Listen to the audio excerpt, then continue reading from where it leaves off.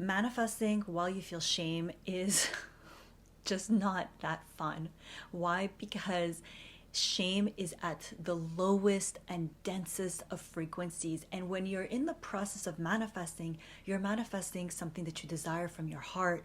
It is of the frequency of love. So you have this desire that you want to manifest that is born through your heart, that you know will improve your 3D physical reality, whether that's in a tangible way, such as manifesting your SP, having a new career path, having more money in your bank account, experiencing world travel, or it's something somewhat untangible in the sense that you learn how to love yourself unconditionally. You learn how to feel worthy. You develop a sense of soft confidence. And whether it's tangible or intangible, all of it is worthy. And at the same time, with shame, it makes it quite challenging. So how do we manifest while feeling shame? We're going to discover that today in today's video. So buckle up. We're going to go in deep. And if you're new to the channel, hi, my name is Atena. On this channel, we learn to love ourselves unconditionally and we manifest our dream realities. So if that is something you're interested in, you should consider subscribing. And if you want to also join a higher vibrational community, I invite you to the It's Possible community, where we suspend our disbeliefs and we unapologetically set forward for our desires. So that link will be there for you below, along with ways that you could work with me one-on-one, whether it's through private coaching or through one of my best-selling courses, Higher Self Hypnosis. All right, so the first thing that we got to really get clarity on is what actually shame is. It is a self-evaluative emotion. And I think sometimes when we're feeling shame, we don't realize that. We think that it's brought on other people onto us, but we are actually factually deciding why we feel shame. Usually what happens is that there is something that happens in our 3D reality, whether it's something that we've done, like we've created and done an act that we feel ashamed of, or someone has done something to us, or there's an experience that we choose through that experience to have a negative self-evaluation. We think less of ourselves in this moment, whether it's from the standards in society, whether it's from our own standards, or whether it is because we feel that if people know about this, we'll be rejected, we'll be abandoned even.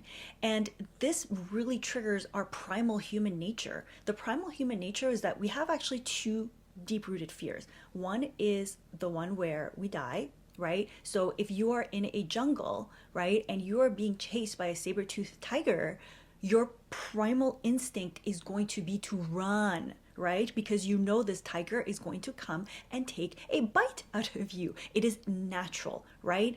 Of course, in our modern day society, we start identifying all sorts of other things as the saber-toothed tiger, but in a primal way, we will all run when we feel that our life is being threatened. The second primal fear is that of rejection and abandonment. Why? Because again, imagine you're born in a jungle. All right, let's use the jungle theme, because it really helps when your subconscious can kind of see it and have an image to it. So imagine yourself being born in a jungle, and you have this tribe, and you all need each other. You need each other for love, for support, and you need each other for survival. Why? Because like you can't build everything by yourself. So the thought of being abandoned or rejected within that tribe is enough for you to get triggered in all sorts of ways. Now, coming to modern day society, especially the digital age, where you will literally be rejected and abandoned by the masses, it's like part of us feels that there are certain things that if we even tell our closest circles, like if you have a secret that you're keeping that you feel like only one other person can know or no one can know, this is because there's a lot of shame underneath it. So why is it important for us to understand this? Because it's just our human nature. You are a human. You are a spiritual being currently experiencing life in this human body. And remembering that you're human means that you are going to be making mistakes. Human beings are fallible. We are all learning, you are growing, you are going to have different trials and tribulations. You're going to make decisions in the past that today perhaps don't resonate with you at all. And it could even be things that happen in your childhood. Perhaps there's a situation in your home that you feel if other people knew, they would judge you. Maybe you feel like they would reject you or pity you. And all of that just feels uncomfortable. It feels shameful, right? Another reason why shame becomes such a densely trapped emotion inside the body is because we tend to avoid it, we tend to push it to the side, we tend to ignore it, because again, if you're afraid to share something that you're ashamed about, whether it's in your love life, your financial life, your health, whatever it is, and you feel like you can't share it with other people and you have to keep it like trapped, you're kind of avoiding it, right? And it's getting intertwined with your identity, your sense of self. And once that begins to happen, it's like, imagine you're saying, I want to manifest this beautiful love in my life. And at the same time, you are declaring that you are lovable, that you are worthy, and you are receiving this love. But deep within your identity, there's a part of you that's saying, oh, I don't deserve that love. I don't deserve to be loved the way that I want to, because there's a part of me that's faulty. There's a part of me that's unlovable. And there's a part of me that no matter who comes into my life, they will reject me. And this could happen for everything, by the way. It can happen in your finances, whatever it is that you are in the process of manifesting. So I'm inviting you right now to take a moment. And if you have a piece of paper, get your piece of paper out and get really brutally honest about what are the things that you feel if other people knew, they would potentially not love you as much, or they would straight up abandon you. And this can be very sneaky too. I want to point something out. It can even be if you feel ashamed about where you're at in life. There's this thing I've been noticing with different women I work with, and also even my little sister who is 23 years old. And we enter into conversation, and all of a sudden I hear, I really should be further along by now. It's embarrassing. I should have done this by now. I should have manifested this by now. I should have this wealth in my bank account. I should have this love. I should have something to prove. And what's funny is because I also feel this from time to time. And honestly, comment below if you feel like you are not meeting an expectation that is kind of like, where is it first coming from, right? Because when we really get to that root of feeling ashamed of where we're at in our timeline, we're ignoring that we are all on our unique timeline. Society has created this kind of like linear process of, all right, you go to high school, then you go to university, then you get a job, then you get married, then you have, then you buy a house, then you have kids, then you retire, and then you die. And it's like, it's 2020, almost 2025. How are we still projecting some timelines that don't make sense for everyone, right? We are all on our unique timelines. We are all experiencing our unique individualism. You are exactly where you need to be. And if you feel ashamed of exactly where you are, write it down, get it out. And the reason why it's important to write it down and to get brutally honest is because the moment you take it out of your mind and you take it out of your body and you put it on a piece of paper, you are already illuminating this cognitive dissonance that you have, which is a fancy way. I only say fancy because I just like the word dissonance feels funny for me. You are illuminating what you truly desire. You know what you desire, and you're illuminating what are the thoughts that are telling me, or the experiences that are making me feel like I'm not allowed to have this desire in my life. I'm not allowed to manifest this love in my life. And once you write that down, take a moment to really let it out of your body. And this can look different. So if you're into EFT tapping, I highly recommend tapping for it. I like to throw a good old rage party. So I literally close the doors, I put some music that gets me into the vibes, and I just like, let it out. I think having a therapeutic way of releasing it is really powerful. I started doing this as I began to work with a somatic psychotherapist, and it really helped to raise this to the surface on a conscious level and to just pull it out of the body. And it may take a couple of tries. I am a huge advocate with working with professionals on this just because shame, again, when it's so deeply rooted, first of all, it triggers our primal instincts, and if it's deeply rooted right now in your identity, it can be really challenging to let go. A friend and I host this powerful container, Men Money Manifestation, and inside this container we have beautiful women, and we took this week where we decided to slay shame. So each woman took up space where they shared what they're deeply ashamed of. So many of the women shared things that they had never shared with anyone in their life, or they had shared with just one other person in their life. And what we did in that moment, in that week, is that as each woman shared, all we did was hold space for love. And that's it. Allowing the women to express themselves, and my partner and I, we did this as well, her and I together, allowing the shame to be exposed, being brutally honest about the shame, and then having a loving response is so deeply healing. And this is again like having a professional setting where the parameters are defined, right? And again, like for me, when I work with my somatic psychotherapist, I can know that I can trust this human to hold me with a space of love. There are other humans, I'm sure, in your life. Like for me, there's also my husband. I know anytime I go to my husband and I feel shame, he literally shows me nothing but love. And there are different friends that you can have this with. I would highly disrecommend just randomly sharing it with people, just because you have no idea how they're going to respond. And if they respond and you're not ready to receive their response, it can trigger even more shame. The thing is that every human is where they're at. One of the things that as a collective we all need to embrace more is compassion and self-compassion.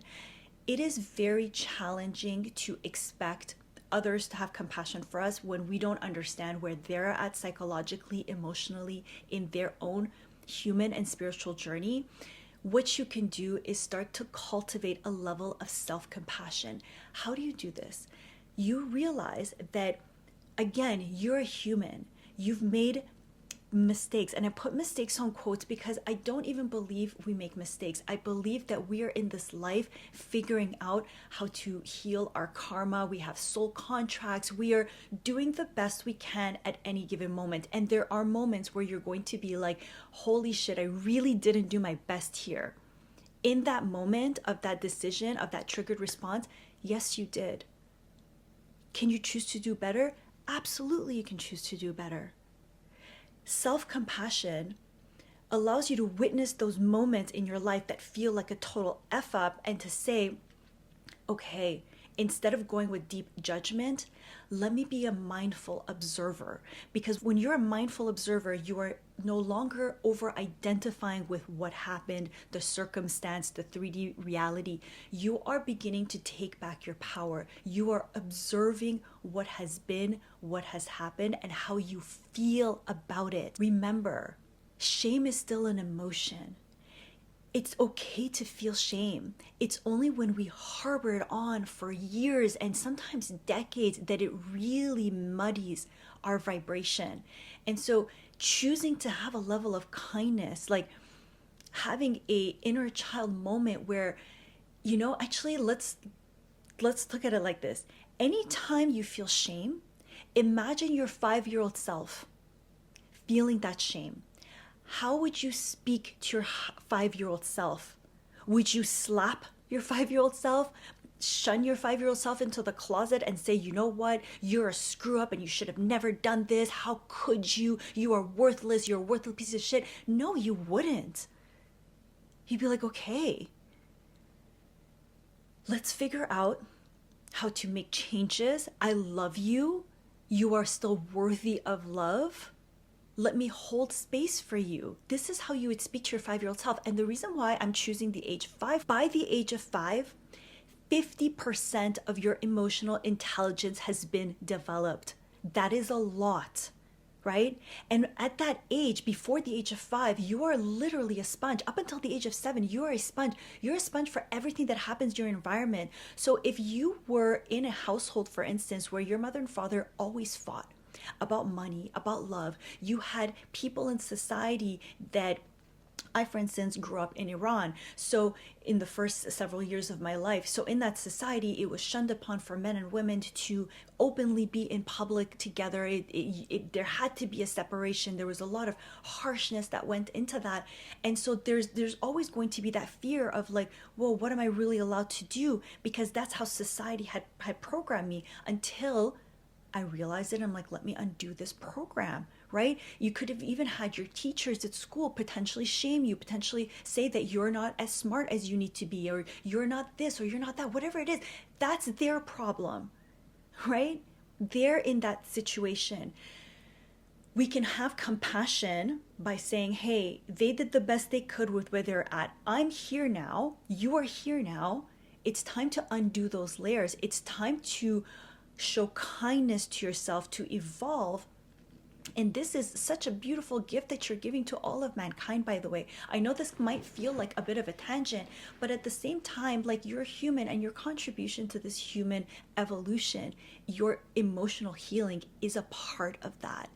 Every single one of us is meant to contribute something. And when you choose to learn to love yourself unconditionally, and you genuinely say, I want to remember that I'm worthy simply for being, because you are. God loves you. Like, maybe for some of you, I'm talking about God, you're like, where's God coming from? For me, God is my boss. God's the CEO. God is love. God's love for me is what pulls me through everything. God knows how beautiful and perfect and special you are, how you are so meant for love, how you're meant to manifest every desire that's in your heart. I believe is planted by God, because it is a part of your life path, your soul's evolution in this lifetime. And so shame is going to come up just like any other emotion, just like anger, just like guilt, like all of them. However, for some reason with shame, we self-identify with it because it's so dense. But if you're in that density and you're meant to vibrate at a level of love, it's hard. So you got to just go in there. You got to go and pay attention to it and write it out. Let it out. Like, abandon the shame and move on with your life. The moment you do this, you'll begin to realize that, hey, shame is a temporary emotion, which emotions are meant to be experienced for like 90 seconds. If you don't believe me, go and Google it, right? It's all the feeling thoughts that we have about shame that really trigger us, because we start identifying like, hey, if this person knows that, or if someone finds this means I'm going to be unlovable again. Like we spoke about this earlier in the video. And so you know now that that's not the truth. Yes, okay, let me be honest. Yes, there are people who, if they knew everything about you, would want to cancel you. Hello, cancel culture, right? But we're not talking about exposing yourself to everyone in this life. We're talking about you, first of all, exposing your shame to yourself, having a group of humans, whether that's through a professional container, whether it's through a somatic psychotherapist like I was going through, or it's within a coaching container where you share that with a group of humans, or with a private one-on-one coach. So if you want to be doing this with me, by the way, the link for that is below. Like, having that support system is so powerful. And then you will, this is a promise to you, you will feel like you have melted off 10 pounds of energetic weight.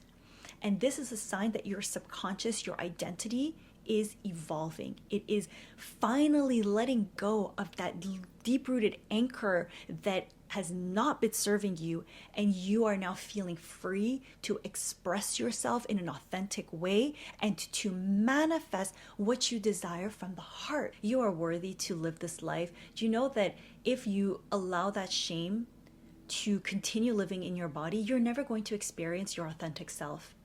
You're always going to put a filter on who you are.